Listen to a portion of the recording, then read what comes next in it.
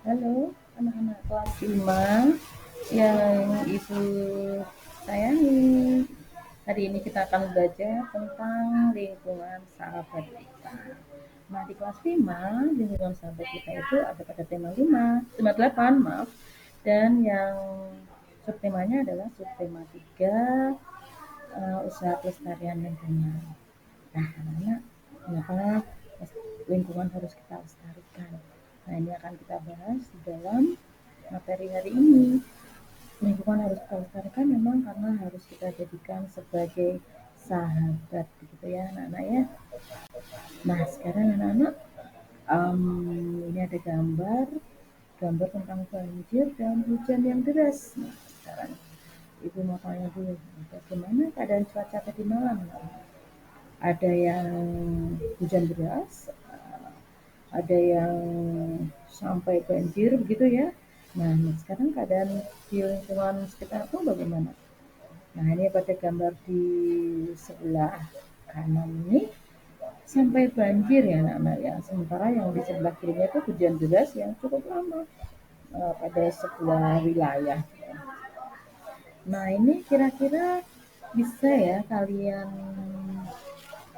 melihat di gambar sebelah kanan itu sampai kendaraan tidak bisa lewat karena mesinnya mati, mobil-mobil tergenang. Nah, ini kategori banjir yang lumayan ringan sih anak-anak ya. Sebab kalau yang parah itu sampai yang benar-benar mobil itu terbawa ya, terhanyut begitu ya anak-anak ya. Nah, ini kita lihat dulu anak-anak. Um, Nanti akan kita bahas lebih lanjut apa yang menyebabkan banjir di lingkunganmu anak-anak.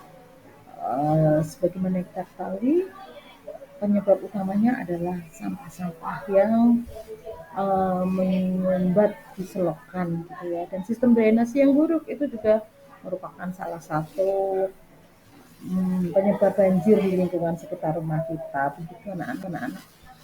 Nah, ini anak-anak, tujuan pembelajaran kita kali ini di tema 8 adalah satu, yaitu melalui pengamatan anak-anak dapat menganalisis perbedaan kualitas air bersih dan air kotor. Dan ini dengan mengamati bagian siklus air, anak-anak dapat menganalisis tahapan proses siklus air yang tepat. Kemudian melalui diskusi mampu menguraikan faktor-faktor yang mempengaruhi uh, diskusi dengan benar gitu ya. Nah, ini um, kita bisa melihat nanti bagaimana air yang kotor itu dapat dijernihkan kembali. Nah, ini adalah salah satu contoh cara mengatasi air yang keruh ketika terjadi banjir begitu ya anak-anak ya. Oke anak-anak, jadi ini anak-anak kita akan melihat sebelah kiri adalah tanah yang mengering ya, yang sampai pecah-pecah begitu. Nah, sementara yang sebelah kanan itu sampai airnya itu kotor masuk ke dalam rumah dan semua barang-barang di rumah itu keluar ya anak-anak ya. Nah, untuk takut hal yang sama terjadi yaitu tidak adanya air bersih. Nah, jadi perbedaannya adalah yang satu kering, yang satu banyak air, sementara yang persamaannya adalah mereka sama-sama tidak mempunyai air bersih begitu ya. Nah, ini kita lanjut ke slide berikutnya. Sebenarnya kegunaan air bersih itu apa anak-anak? Nah, ini dia. Satu, untuk air minum, mencuci piring, untuk mencuci baju, mandi, memasak. Nah, irigasi itu juga butuh air bersih anak-anak. Nah, berikutnya adalah sungai-sungai yang bersih itu bisa kita jadikan sebagai sarana transportasi. Tapi bagi kehidupan kita sehari-hari itu air itu sangat penting gitu, untuk minum, mencuci, mandi itu. Kalau tidak ada air bersih itu minta ampun anak-anak, ibu-ibu bisa menangis nih ya kalau di rumah tidak ada air bersih. Oke, baik anak-anak, kita lanjut ke slide berikutnya. Ya, ya. Nah, ini slide berikutnya adalah ini anak-anak, perhatikan kedua air berikut ini. Nah, Yang A ini kita umpamakan adalah air yang banjir tadi ya. Nah, yang B adalah air bersih yang kita bisa gunakan sebagai air untuk mencuci baju, untuk mencuci piring, untuk segala macam kebutuhan hidup. Nah, kedua air ini dari bentuknya dan eh, kejernihannya saja sudah beda ya, dari warnanya itu sudah beda sekali ya. Nah, sekarang kita lihat anak-anak siklus air. Nah, siklus air di dalam rumah ini seperti ini sudah kita lihat. Air itu kan ibaratnya kita hujan dulu ya tadi ya, hujan dulu, kemudian airnya mengalir melalui sungai, tapi ada juga yang meresap ke dalam tanah.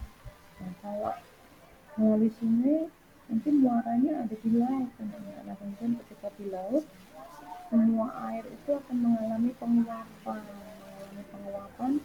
Nah, lalu di atas itu akan terbawa angin hingga kemudian karena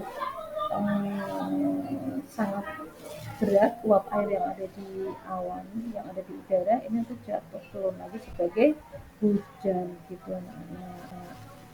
Nah, ini anak-anak percobaan yang akan kita lakukan yaitu dengan menggunakan alat dan bahan sebagai berikut ini. Jadi alat dan bahannya adalah 12 plastik bening, air bersih dan air kotor. Hanya kita ambil dari sungai juga boleh, dan alat bahannya seperti ini.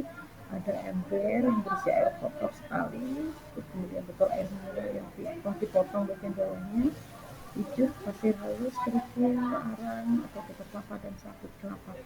Kita akan menyusunnya menjadi seperti ini anak-anak. Bawah sendiri adalah spons, lalu kita tambahin hidup di atasnya, kemudian arang, di atasnya lagi ada sabut kelapa, selanjutnya itu nanti kerikil, dan kemudian kita isi dengan air. Siapkan bak penampungan dan lalu akan menetes airnya menjadi bening karena sudah tersaring oleh material-material yang telah kita susun tadi. Nah, yang setelah itu kalian bisa menuliskan progresnya pada lembar kerja yang sudah ada seperti ini. Misalkan mematinya kedua air yang ada dalam gelas tersebut, kemudian apakah air keruhnya bisa pelan-pelan menjadi air bening. Nah, kita bisa lihat seperti ini tidak hanya limbah udara yaitu bau air, tapi juga limbah air. Ini akan namanya terjadi kekurangan dalam air bersih begitu ya anak ya. Nah, ini selanjutnya ini bisa didiskusikan dengan teman atau keluarga tentang pelestarian lingkungan yang berkaitan dengan siklus air. Nah, ini saatnya setelah kalian membuat alat dan bahan sudah disiapkan dan kemudian dipraktekkan sesuai urut-urutan kerjanya, maka saatnya presentasi dan uji alat pencarian air. Nah, kesimpulan pelajaran kita pada hari ini adalah kegunaan air untuk tujuan yaitu untuk minum, mandi, mencuci, irigasi, memasak, dan lain sebagainya. Syarat air bersih apa? Yaitu jernih, tidak berwarna, tidak berbau, dan bebas dari kuman. Nah, prosesnya tadi sudah kita lihat yaitu sirkulasi air secara terus-menerus dari bumi naik ke udara dalam bentuk uap air, kemudian kondensasi, pengemburan, dan satu lagi sebagai hujan, dan kemudian kita membuat tahapan dalam menjernihkan air. Nah, selesai anak-anak, sekarang saatnya menguji pengetahuanmu. Terima kasih anak-anak. Jadi hari ini kita telah belajar tentang hal-hal yang telah Ibu sebutkan tadi. Terima kasih anak-anak, tetap semangat dan selalu menjaga kesehatan serta selalu menjaga lingkungan sekitar kita.